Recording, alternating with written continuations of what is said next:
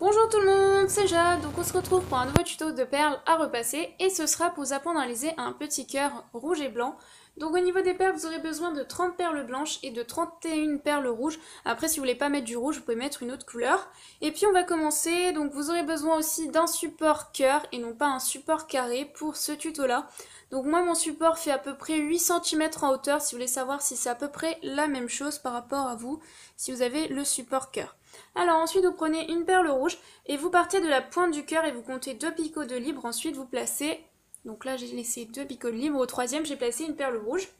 Ensuite je passe à la rangée suivante, entre guillemets si on peut dire ça comme ça, et puis je place 2 perles blanches. Ensuite je passe à la rangée suivante et je place 3 perles rouges. Donc j'essaye de faire la forme du cœur. Après je passe à la rangée suivante et cette fois-ci je place 4 perles blanches.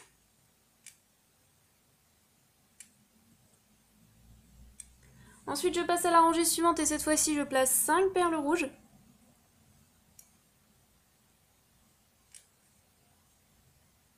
Hop là.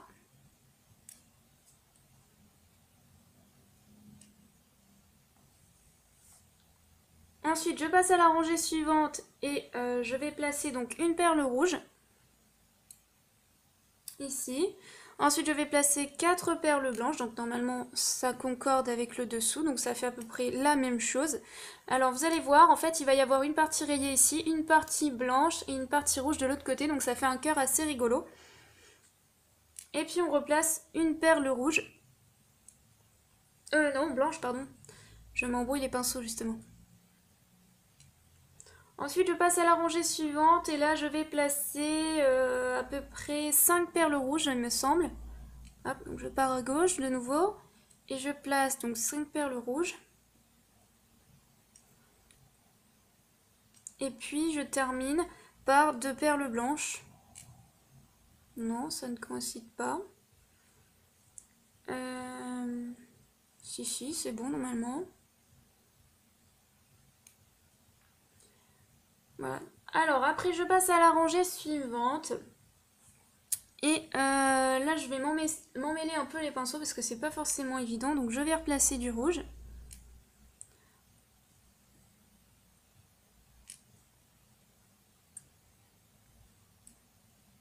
Donc là, je place 2 perles blanches. Donc, je place 3 perles rouges, puis 2 perles blanches. Et puis après, en fait, je replace du blanc puisque la partie... non, oui, j'y arrive plus.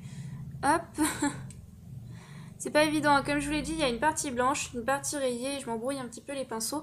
Et du coup, pour terminer la partie, je vais placer une perle rouge juste entre les 2 perles blanches. Et du coup, après, ce qui reste ici au niveau du cœur, ce sera blanc. Et de l'autre côté, ce sera rouge. C'est juste un petit peu cette partie qui est difficile, entre guillemets, où je peux me tromper. Donc là, eh bien, je vais placer que du blanc.